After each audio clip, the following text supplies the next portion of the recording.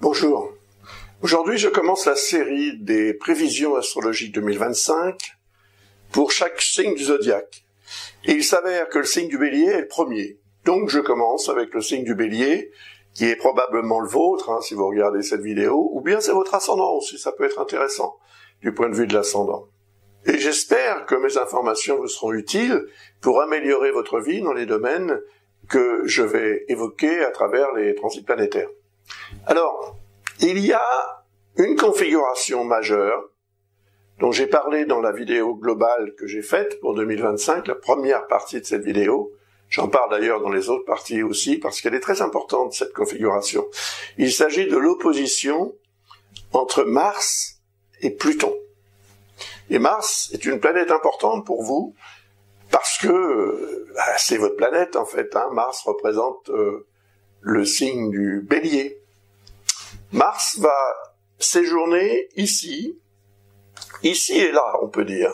C'est-à-dire que Mars va avoir tendance à rétrograder, repartir en arrière. Alors attention, la planète ne rétrograde pas en tant que telle. De notre point de vue sur Terre, on aura l'impression qu'elle s'éloigne effectivement dans l'autre sens. Mais c'est parce que la Terre va doubler Mars sur son orbite, puisqu'elle tourne 2 fois plus vite que Mars autour du Soleil. Donc fatalement, on la rattrape, on la double, et quand vous doublez un véhicule, cela vous donne l'impression que ce véhicule recule parfois. Donc, le fait est que cette rétrogradation va avoir un sens, c'est-à-dire que Pluton va entrer dans le signe du Verseau le 20 novembre 2024. Nous sommes aujourd'hui le 27 septembre 2024. Ce transit va durer 20 ans. Donc, il est très long, effectivement. Mars, par contre, va être en opposition avec Pluton, comme ceci, pendant plusieurs mois.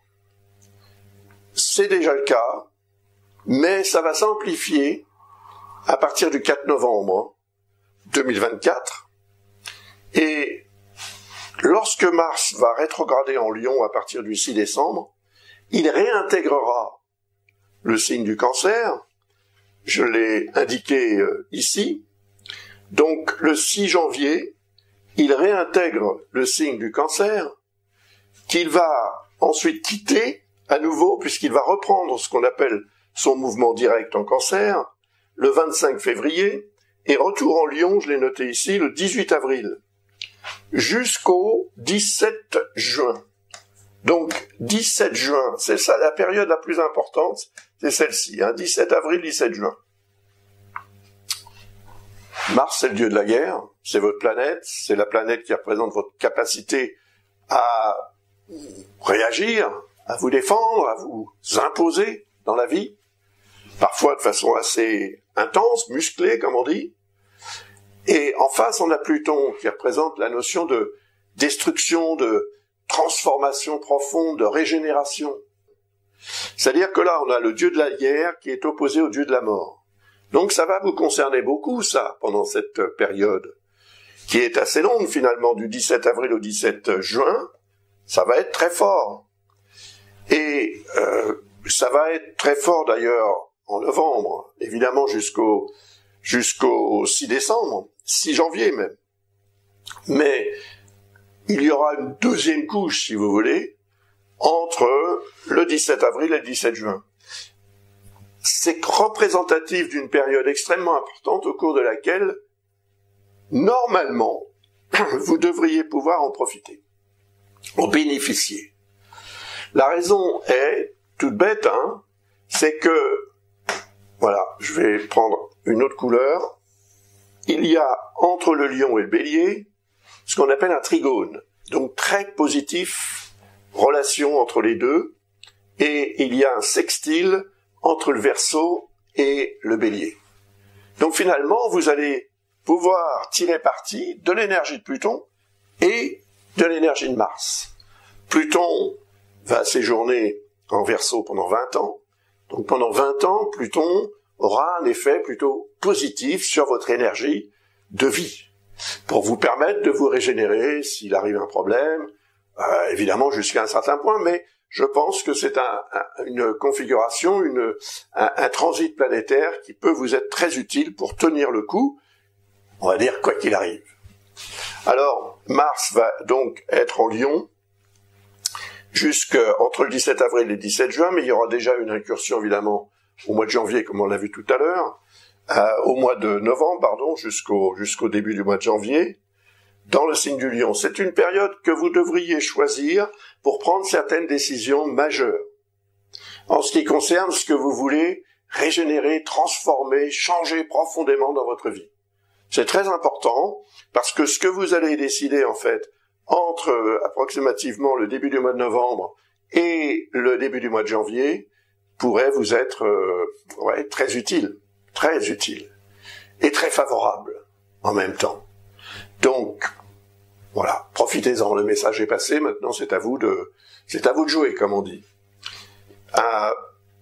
Ici, on a par rapport à votre thème, à votre signe, on va dire que c'est le premier, parce que c'est le premier signe du zodiaque, mais c'est aussi votre signe, donc, si vous étiez taureau, gémeaux, c'est à partir du taureau ou du gémeaux que je fonctionnerai, donc ce serait le premier signe de toute façon. Donc là, on a le deuxième, évidemment, 3, 4, et là, on a le cinquième. Cinquième signe, associé symboliquement, encore une fois, à la cinquième maison, qui représente le relationnel affectif. Donc votre vie sentimentale, votre créativité aussi, ça va servir les artistes, ça, très fortement. C'est une période où vous allez pouvoir aussi exprimer vos sentiments et faire en sorte, en fait, qu'ils soient perçus le mieux possible. Même s'il y a des remises en question à envisager, parce qu'il y a quand même l'opposition avec Pluton, qui va avoir un effet d'ailleurs au niveau social, on le remarquera, et ça risque d'être une période quand même assez bousculée, pour ne pas dire davantage. Donc, vous allez pouvoir, en fait, grâce à cette créativité accrue, et à cette bonne volonté aussi, et au facteur chance qui peut intervenir de façon tout à fait soudaine et pas désagréable du tout, vous allez pouvoir, en fait, tirer parti, effectivement, de cette configuration. Par ailleurs, Pluton circule dans le 11e signe à partir du vôtre, donc 11e signe égale 11e maison, symboliquement. C'est la vie sociale, l'environnement social, géographique et humain. C'est dans ce domaine-là aussi que des changements profonds vont se produire, vont s'imposer. Une régénération de votre vie sociale semble être vraiment pour demain. Et dans le bon sens, bien sûr.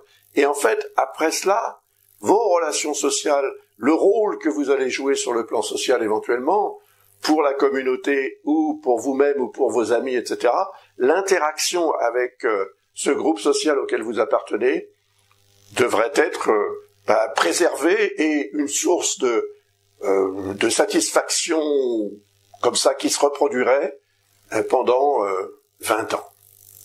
Donc si vous faites des rencontres, des amis, si vous vous faites des amis pendant ce début de transit de Pluton en Verseau, c'est une planète très lente, 20 ans dans un signe, c'est quand même beaucoup. Donc ça veut dire qu'elle va rester vraiment au même endroit assez longtemps. Et le début, donc à partir du 2 novembre, il y a déjà eu des incursions en 2023, en 2024. Donc regardez les vidéos qui concernent ces années-là si ça vous intéresse d'en savoir plus. Mais c'est symbolique en fait d'une période où si vous faites des rencontres si vous vous faites de nouveaux amis, il semble que ces relations-là pourraient durer au moins une vingtaine d'années et vous permettre aussi, par l'interaction que vous aurez avec ces personnes, de régénérer votre vie à différents niveaux et dans d'autres domaines, bien sûr. D'ailleurs, on voit que Pluton ici, dans votre thème, représente, par rapport à votre signe, Pluton représente le 8e, qui est le signe du Scorpion. Donc 8e signe, 8e maison. C'est le secteur des investissements, des placements, le secteur aussi de la régénération, de la transformation profonde, le secteur des héritages. Tout cela va avoir un sens au cours de ces 20 années, Et je pense que cela ira dans votre sens et que ça devrait vous permettre d'améliorer considérablement votre vie. Formidable, non? Mais c'est pas fini, c'est pas fini. Maintenant, je voudrais vous parler on va passer, tiens, à Saturne et à Neptune. Parce que là aussi, il va y avoir un double transit très important. Donc c'est une conjonction. Saturne-Neptune, j'ai noté là-haut, Neptune va entrer en Bélier, donc dans votre signe, le 31 mars. Donc ça, c'est Neptune. Voilà, pour la première fois depuis 165 ans, donc pour la première fois depuis votre vie, depuis le début de votre vie, on va dire. Et en fait, Neptune représente vos rêves. L'idéal que vous souhaiteriez atteindre. Il est représenté par Neptune. Neptune représente le passé aussi dans votre cas, parce que il représente le 12e signe, celui-ci, qui précède le vôtre. 12e signe, 12e maison, c'est le passé.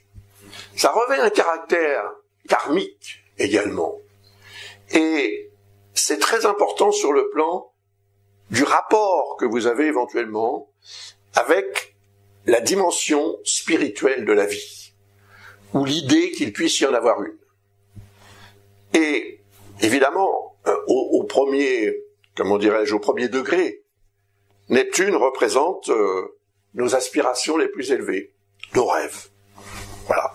L'idéal que vous souhaitez atteindre depuis peut-être très longtemps. Parce que Neptune est entré en Poisson en 2012. Voyez?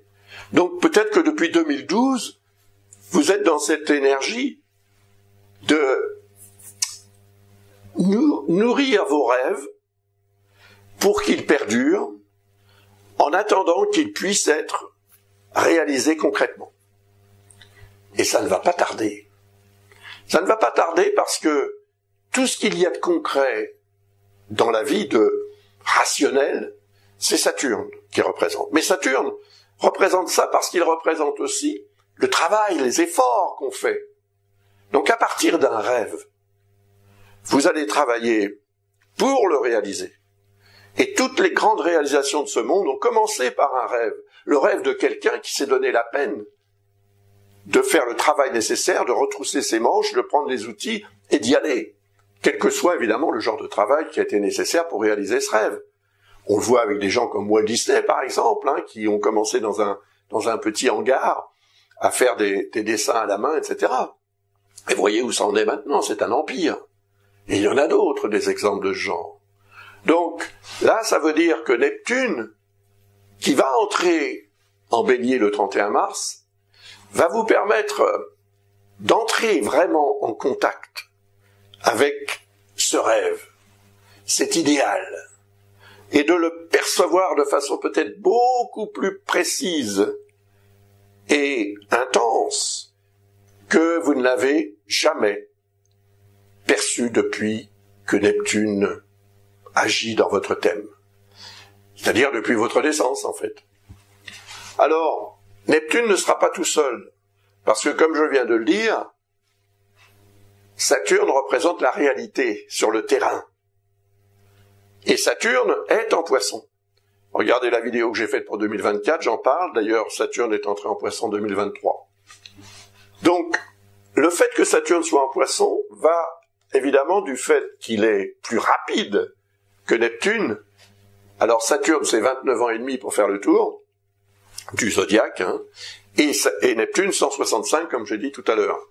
Donc, il y a une grande différence de vitesse, quand même, de l'orbite autour du Soleil. Donc, Saturne va rejoindre Neptune.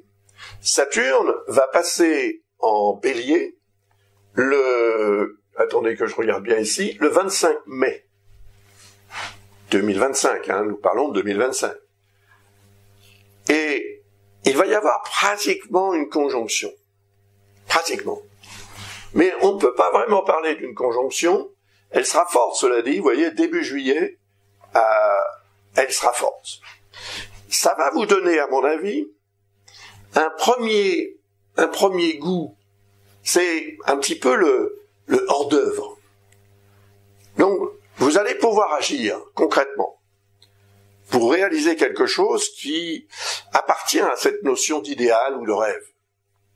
Vous allez pouvoir agir, vous allez obtenir un premier résultat, peut-être. Et vous allez aussi vous sentir motivé par ce premier résultat pour agir. Mais si vous n'agissez pas, c'est-à-dire si vous ne prenez pas vraiment en considération cet idéal, parce que vous pourriez avoir tendance, c'est vrai que Saturne peut impliquer ce genre de choses, lorsqu'il transite le signe, ça peut affaiblir l'énergie vitale et la volonté et la motivation. Or, ce serait dommage, parce que si vous manquez de cette motivation, vous n'allez pas pouvoir profiter de cette énergie combinée de Saturne et Neptune, qui est quelque chose d'unique dans ce signe. Ça ne se reproduira jamais. Donc il y a une première conjonction, mais c'est pas la définitive, c'est presque une conjonction, mais pas tout à fait. La vraie conjonction, elle aura lieu en 2026, le 20-21 février. 20-21 parce que ça dépend d'où vous êtes sur Terre, en fait, puisque la conjonction va se produire probablement dans la nuit du 20 au 21. Donc tout ça, c'est calé sur le GMT, le Greenwich, ou l'heure universelle, si vous voulez. Donc, il faut que vous prépariez ça. C'est très important. Et d'ailleurs, Saturne représente la capacité qu'on a à préparer les choses de façon rationnelle, carrée, précise, pour que ça se réalise concrètement et durablement. C'est-à-dire que les répercussions de ce que vous allez faire vont avoir des conséquences à très long terme. Peut-être jusqu'à la fin de votre vie, pourquoi pas. Saturne va séjourner 2 ans et demi en Bélier, à partir du moment où il va s'y installer. Alors, il y entre, on l'a vu, il y entre le 25 mai, mais Saturne, en fait, va reprendre le 14 juillet, vous voyez, il y aura presque une conjonction entre Saturne et Neptune le 14 juillet. Alors, si vous avez un projet qui pourrait se situer dans cette période-là, et que vous pouvez prendre une décision ou faire une démarche significative, choisissez le 14 juillet. Alors, c'est pas un jour comme les autres en France, en tous les cas, mais c'est une période, alors ça peut être le 13, le 15, bon, on n'est pas un jour près, si vous voulez. Mais si vous êtes dans cette logique, vous êtes aussi en complicité, si vous voulez, en collaboration avec l'énergie cosmique qui va se produire dans votre signe, au tout début du signe. Alors évidemment, ça aura beaucoup plus d'influence si vous êtes du tout début du signe, bien sûr. Mais en tout cas, c'est très fort et ça peut être extrêmement favorable. Ça va se confirmer, on le voit ici, le 20-21 février 2026. Voilà. Donc vous pouvez vous dire que ce que vous allez faire en 2025, par rapport à ce que je viens de vous expliquer à propos de Saturne et Neptune, devrait normalement vous apporter le résultat concrètement en février 2026. Et évidemment, Saturne va rester 2 ans et demi dans votre signe, Neptune, ce sera beaucoup plus long, ce sera 14 ans. C'est-à-dire que pendant 14 ans, vous allez avoir davantage d'intuition, d'inspiration, vous serez davantage connecté avec la dimension spirituelle ou avec l'invisible astral qui nous entoure, vous pourrez capter toutes sortes de choses. Par contre, si vous n'avez pas fait ce qu'il faut pour que vous obteniez concrètement ce que j'ai expliqué à propos de Saturne, vous risquez d'être dans un flou artistique ensuite. C'est-à-dire que vous aurez manqué le coche, comme on dit, mais la vie restera ce qu'elle est et vous devrez la gérer. Et vous n'aurez pas obtenu un résultat suffisamment concret et positif pour vous motiver à continuer à faire les efforts nécessaires, ce qui veut dire que vous pourriez tout à coup entrer dans une période de confusion totale et de flottement. 14 ans, c'est long. Cela dit, en 14 ans, il y a d'autres éléments qui vont entrer en collaboration ou en concurrence avec Neptune, donc ça aura évidemment tendance à fluctuer. Mais quand même, je pense qu'il est très important que vous réalisiez ce que vous voulez réaliser Si tant est que vous ayez un rêve, évidemment, si vous n'avez pas de rêve, bon, c'est différent. Mais si vous avez un rêve ou un idéal à atteindre, eh bien, si on vous posait la question, quel est cet idéal? C'est Neptune qui répondrait, parce que Neptune représente ça. Donc pour tout le monde, hein, c'est pareil. Mais le fait est que pour vous, c'est plus important, parce que Neptune représente aussi le 12e signe, donc la 12e maison, etc. Donc ça revêt un caractère karmique majeur, et Saturne, c'est la planète karmique aussi par excellence. Principe de cause à effet. Souvenez-vous de ça, parce que ce que vous allez faire donnera évidemment des résultats. Mais ce que vous ne ferez pas en donnera aussi, mais malheureusement, ce ne seront pas les résultats que vous pourriez souhaiter obtenir. Tout simplement. D'où peut-être un élément de confusion qui pourrait en découler ensuite. Mais en tous les cas, vous aurez 2 ans et demi, à partir de l'année prochaine, approximativement 2 ans et demi, à partir, et plutôt plus précisément du 20 février à peu près, ou on va dire du début février 2026, pendant environ 2 ans et demi, vous aurez Saturne et Neptune avec vous. Avec vous, ça veut dire que vous allez devoir utiliser à la fois votre volonté et votre objectivité, votre rationalisme et votre courage pour réaliser votre rêve. Et si vous réussissez, je vous le dis, ça aura des répercussions à très très long terme, peut-être jusqu'à la fin de votre vie. Je vous le souhaite en tous les cas. Alors, quoi d'autre? Jupiter, tiens. C'est important, Jupiter. Jupiter est en Gémeaux actuellement. Et ça va durer jusqu'au 9 juin, je crois. Je l'ai noté ici quelque part. Alors, Jupiter en Gémeaux, puis voilà, c'est ça. Dans la nuit du 9 au 10 juin, Jupiter passe en Cancer. Alors, en Gémeaux, il forme un lien harmonique qu'on appelle un sextile, c'est un angle d'environ 60 degrés. Air, feu. L'air et le feu, air, feu, l'air et le feu sont des éléments tout à fait compatibles. Hein. Sans air, le feu ne peut pas brûler. Donc, là, il y a un potentiel d'évolution qui a commencé d'ailleurs au mois de mai de cette année, 2024, et qui va durer jusqu'au 9 juin 2025. Profitez-en parce que, d'abord, il va vous aider à vous exprimer. Parce qu'on est là dans le 3e signe, vous voyez, à partir du vôtre. 3e signe, 3e maison, ça représente la capacité intellectuelle à communiquer, à partager des idées, etc. Donc, à apprendre aussi. Donc, je pense que ce transit de Jupiter peut vous être très utile, et j'en ai parlé dans la vidéo que j'ai faite l'année dernière, bien évidemment. Hein. Regardez-la encore une fois si vous voulez en savoir un peu plus. Mais, lorsque Jupiter va changer de signe, et qu'il va passer en Cancer, il va passer dans le 4e à partir du vôtre, vous voyez, 4e signe, 4e maison. Et là, c'est un transit qui va durer à peu près 1 an. Donc, ça veut dire jusque vers le mois de juin 2026. Je ne vais pas regarder exactement, mais voilà. Ça va durer environ 1 an. Alors, le 4e signe, ou la 4e maison plutôt, c'est le secteur famille, foyer, résidence. Et à mon avis, c'est dans ce secteur-là que vous allez avoir envie ou besoin d'améliorer les choses, d'améliorer l'ambiance, d'améliorer tout ce qu'il peut y avoir à améliorer dans ce secteur. Et cela va vous, comment dirais-je, vous motiver, parce que Jupiter représente vraiment la volonté d'améliorer les choses dans sa vie, tout simplement. Hein. Jupiter, c'est l'opportunisme et les opportunités aussi que nous apporte la vie de temps en temps. Donc il peut y avoir quelque chose de très intéressant qui se produira, et en plus, il est fort probable que ça revête un caractère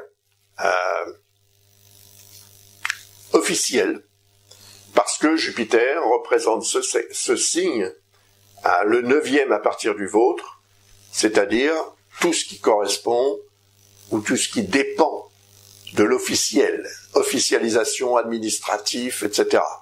Donc, ce que vous allez obtenir ou ce que vous allez faire pour améliorer votre statut et votre situation sur le plan famille, foyer, résidence, eh bien, on revêtira un caractère tout à fait officiel. Et il est fort probable que vous ayez à faire des démarches de ce genre, évidemment. Alors, par contre, le signe du Cancer n'est pas vraiment en harmonie, du point de vue des éléments en tous les cas, avec le signe du Bélier. Parce que le signe du Cancer est un signe d'eau, et le signe du Bélier est un signe de feu, donc mélanger l'eau et le feu, c'est pas évident, hein. Et ça peut poser problème. C'est-à-dire que là, Jupiter pourrait indiquer une tendance à l'exagération. Voilà, l'enthousiasme excessif, hein, et ça entraîne une augmentation des risques d'erreur. Donc, essayez quand même, pendant ce transit de Jupiter, essayez de vous en souvenir, parce que c'est quand même à partir du mois de... Est-ce que j'ai dit à partir du mois de juin? Donc vous aurez peut-être autre chose en tête d'ici là, mais essayez de vous souvenir que pendant un an, vous pourriez avoir tendance à voir trop grand, et si c'est le cas, ça posera problème à un moment donné, c'est sûr. Donc ça veut dire que vous aurez peut-être un peu de mal à assumer les projets que vous aurez faits, les responsabilités que vous aurez accepté d'assumer. Prudence, voilà. Et si vous faites preuve de prudence, de vigilance, eh bien, tout se passera plutôt bien, je pense, en tous les cas. Parce que tout dépend dans la vie de la façon dont on agit en fonction des situations dans lesquelles on est. Donc, deux personnes différentes agissent et réagissent différemment dans la même situation. L'une va obtenir un résultat positif, l'autre moins. Voilà, c'est tout.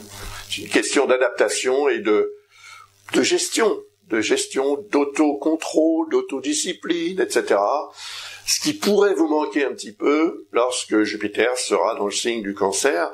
En plus, c'est le signe de la Lune, donc ça va augmenter votre émotivité et vos besoins aussi. Et quand on a vraiment besoin que les choses soient belles et agréables dans un domaine important comme celui-ci de la vie, on peut dépasser un peu les limites raisonnables. En termes d'investissement, vous investissez dans quelque chose qui pourrait ensuite vous dépasser. Donc, prudence. Une autre planète dont je voudrais vous parler, parce que celle-ci elle va avoir un effet aussi très intéressant et plutôt favorable. Il s'agit d'Uranus. Alors, Uranus en est à la fin de son transit en Taureau. Alors, il transite en Taureau depuis 2018. Et donc, ça va durer 7 ans à peu près. Un peu plus d'ailleurs. Mais enfin, si on calcule vraiment, ça fait à peu près 7 ans. Sauf qu'il y a des rétrogradations. Comme il y en aura une d'ailleurs, puisque je l'ai noté ici, Uranus en Taureau, puis en Gémeaux, provisoirement, du 8-9 juillet au 8 novembre. En Gémeaux, notez bien, 8-9 juillet, c'est-à-dire c'est dans la nuit du 8 au 9, toujours pareil, jusqu'au mois de novembre, jusqu'au, où est-ce que c'est? Voilà, ici, 8 novembre. Voilà. 8 juillet, 8 novembre. Période au cours de laquelle Uranus sera dans le signe des Gémeaux. Pendant cette période, il va rétrograder. Mais dans un premier temps, il ne rétrograde pas, il entre en Gémeaux, fièrement, pour la première fois depuis 84 ans. Important. Alors, en Gémeaux, évidemment, ça produit, comme on l'a vu tout à l'heure pour Jupiter, un lien harmonique, c'est ce fameux sextile avec votre signe. L'énergie est très favorable. En fait, ça va vous rendre beaucoup plus inventif ou inventive. Ça va vous permettre de trouver des solutions très rapidement à toutes sortes de questions et de problèmes qui se poseront. Cela va aussi vous donner la capacité d'utiliser les technologies ultra modernes de communication pour améliorer votre capacité de communication personnelle. Donc vous utiliserez les bons outils pour obtenir les bons résultats. Il y a quelque chose qui va se mettre en place parce que Uranus représente la notion de changement radical et la plupart du temps définitif. Et ça va avoir un effet, en fait, dès l'entrée d'Uranus en Gémeaux, que je vous ai indiqué tout à l'heure, donc 8 juillet, 8 novembre. Tant que Uranus sera en Gémeaux, même rétrograde, il aura un effet positif, parce que ça indique que vous allez probablement avoir besoin ou vouloir changer complètement votre stratégie de communication. Alors, évidemment, ça aura un effet très probablement très intéressant sur le plan socio-professionnel, mais également sur le plan personnel, bien sûr. En fait, la stratégie de communication, c'est la façon dont vous avez pris l'habitude de communiquer depuis que vous êtes né. Mais parfois, du fait de certaines situations et événements, on change. Et en fait, Uranus, on l'a vu tout à l'heure, enfin, ici on est dans la maison 11, 11e signe, qui est représenté par Uranus. Uranus représente le signe du Verseau. Donc, ça crée un lien entre votre environnement social, les relations, les amis, et l'évolution ou le changement de façon de communiquer.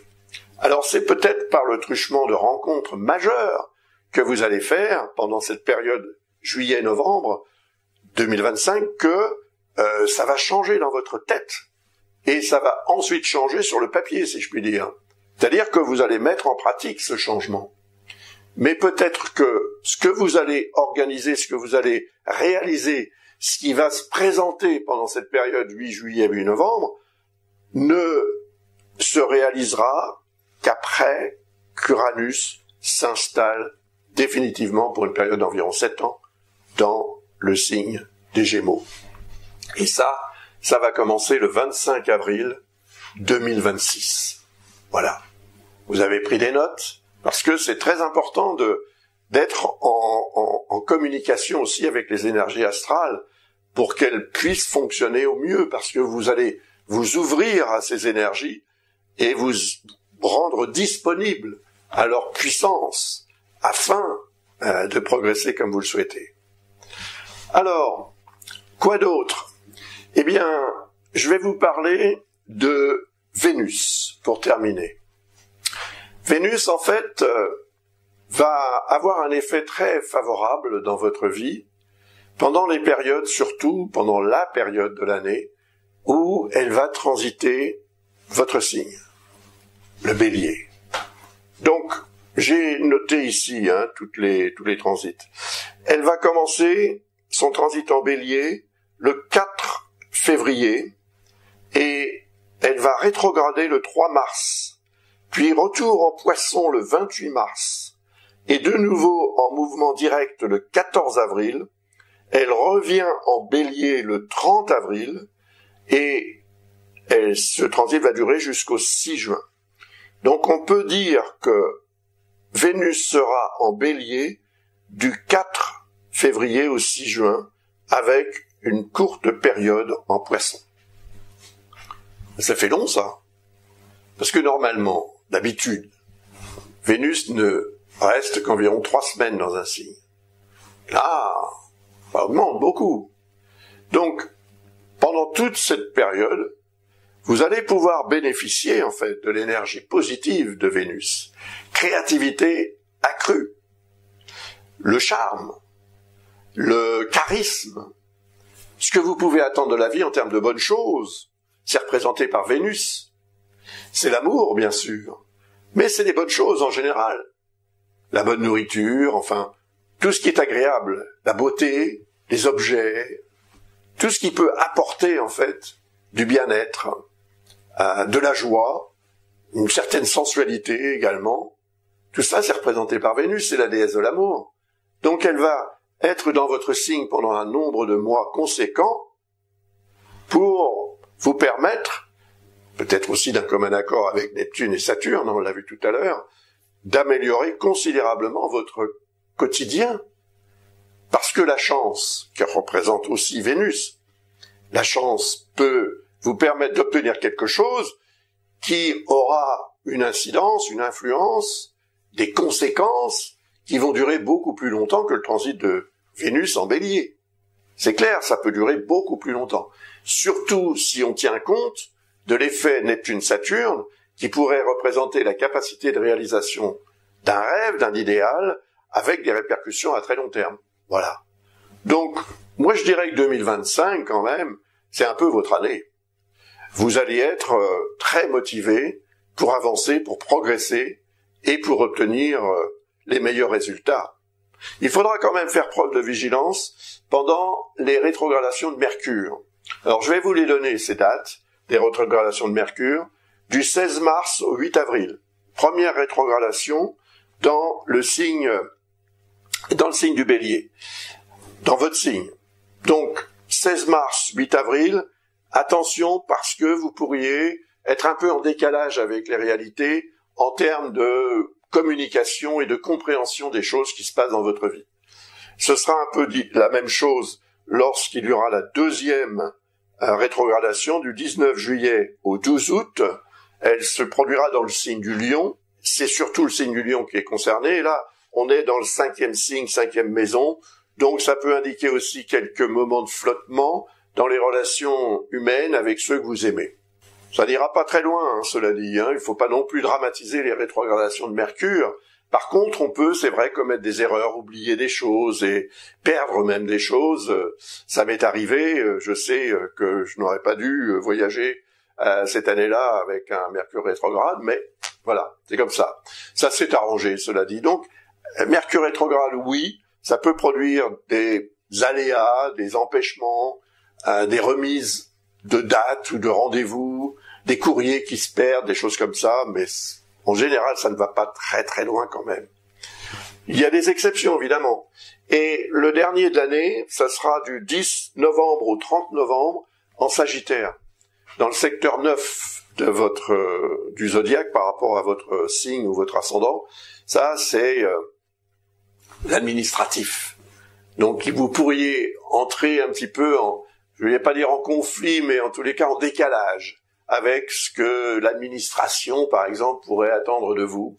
Ou bien, si vous suivez des études, vous aurez peut-être un petit peu de mal à suivre pendant cette période de rétrogradation de Mercure. Parce que notre mental, comme ça, il est aussi un petit peu rétrograde pendant ces périodes-là.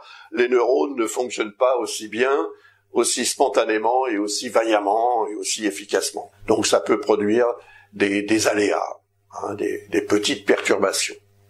Voilà. Écoutez, j'ai terminé cette analyse globale pour le signe du Bélier. Si vous voulez en savoir plus, visitez le site de l'École Ablas. Choisissez l'un ou l'une des astrologues qui sont listés sur ce signe et commandez une analyse approfondie. Vous ne serez pas déçus, ça peut vous aider beaucoup parce que là, je n'ai parlé que du signe. Or, vous avez éventuellement un ascendant, sauf si le Bélier c'est votre ascendant, à ce moment-là vous avez un signe, et vous avez tout un thème. Donc ça c'est aussi à prendre en considération. Mais je considère quand même, fondamentalement, que le Soleil étant l'astre principal, celui dont nous dépendons tous, sans lui nous ne serions pas là pour parler de quoi que ce soit, parce que le système solaire en lui-même n'existerait pas. Donc c'est l'astre de vie, et tout ce qui le touche va avoir un effet dans notre vie entière, à différents degrés et dans différents domaines. C'est ce que je viens de vous expliquer. Voilà. Je vous remercie de votre attention et je vous souhaite une très belle année 2025. Au revoir.